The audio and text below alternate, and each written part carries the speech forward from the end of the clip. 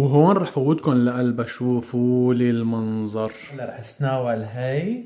يا عين يا عين، شوفوا المنظر. شوفوا من كل جهاتها، شوفوا من تحت قديش مسقسقه. الله، هذا هو البرجر الغير شكل. وصفتنا اليوم كتير ظريفة للعزايم. يلا على التحضير. وأول شي بدنا إياه، بدنا حوالي 400 جرام من لحم العجل مفروم ناعم وفيه نسبة دهون 20%. وهلا وعلى مقلاية حامي بدون ما اضيف اي شيء، لا زيت لا زبده لا سمنه. رح نزل لحمتي. بسم الله.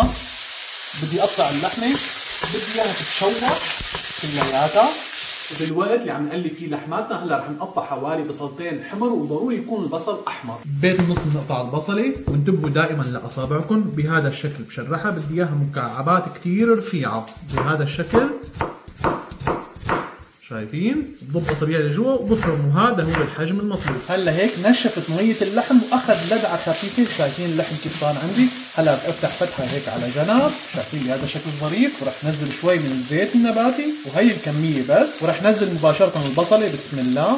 وراح اعمل لهم تقليبه كلياتهم مع بعض. شايفين بهذا الشكل الظريف. وانا استعملت البصل الاحمر لانه طعمته شوي حلو بهي الوصفه، بيطلع ظريف كثير. وهلا رح نبهرهم مع شويه فلفل اسود، ملح، ورشه خفيفه من القرفه بس للزنخه. بسم الله. بعمل لهم تقليبه هلا، وبتركهم حوالي 5-6 دقائق ليستووا على الاخير وتدبل البصله عندي. على مقلايه ثانيه رح نزل كميه لا باس فيها من الزيت النباتي، وعلى الزيت رح نزل حوالي بصلتين 3 مفرومين ناعم بهذا الشكل الظريف. بدي اياهم يتكرملوا. بص الله. بقلب البصله هلا وبتركها مثل ما قلت لكم ليتكرملوا ويصير لونهم عندي ذهبي غير شكل. وهلا عبين ما تستوي عندي الحشوه رح احضر معكم صوص الكريم اللي بنحطه على وجه الوصفه. مايونيز، كاتشب، وشوي صغيره سويت تشيلي، وبضيف عليهم مخلل خيار مفروم ناعم، وبعمل لهم ميكس مع بعض.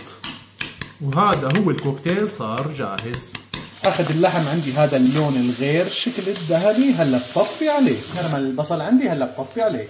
وهلا بدكم خبز البرجر هذا والكميه اللي بدكم اياها انتم. هلا رح افتح الخبزات بهذا الشكل الظريف، نزل عليها شرحات الجبن بهذا الشكل. رح صفهم. شايفين؟ هيك صفيت عليهم جبنه. هلا رح اجيب اللحمه تبعيتي او الحشوه، وهلا رح نزل عليهم هيك بهذا الشكل الظريف. شايفين؟ فردت اللحمه عليهم. هلا بعطيهم كبسه خفيفه هيك بهذا الشكل الظريف. وهلا دول الكوكتيل صوص كمان بنزل فوق اللحمه. شايفين بهذا الشكل المرتب. يا عيني. وهيك سقسقتها سقسقه بالصوص. شايفين لي هالمنظر ما احلاه. هلا اجى دور الشيدر. نحط اخر طبقه شيدر، وهيك على وجهها جبنه الشيدر، كمان شيدر. وهيك صفينا الشيدر. هلا اجى وقت البصل المكرمل. كمان رح احط عليهم بصل مكرمل بهذا الشكل الظريف، بيعطيها نكهه كثير طيبه. هلا بقى بنطبق السمونه بهذا الشكل الظريف.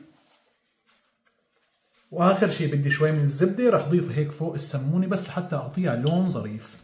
وهيك صارت جاهزه. هلا بدي اروح فيها على الفرن بس مروحه، ومن فوق بس لحتى تسوح عندي الجبنه وطالعها وارجيكم ترتيب الغير شكل. وهيك بعد ما طلعتها من الفرن شايفين لي الشكل ما اجمل، وعن جد منظرها بجنن. هون رح افتح لكم وحده كمان شوفوا لي المنظر. امانه عليكم شوفوا المنظر قديش حلو منظرها. وهلا اكيد رح ندوق. رح استناول هي. يا عين يا عين. شوفوا المنظر. شوفوا من كل جهاتها، شوفوا من تحت قديش مسقسقه. الله، هذا هو البرجر الغير شكل. وبدي احط عليها اكسترا من الكوكتيل صوص. يا عين. شوفوا المنظر. من الا بسم الله.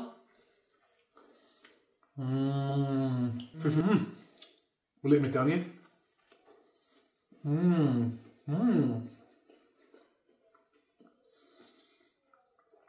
طعمها دمار. جربوها. شوفوا قديش جوسي. يا عيني. ناكل. هلا ان شاء الله يكون عجبكم الفيديو. اذا عجبكم كتروا مشاركات، لايكات، واشتراكات.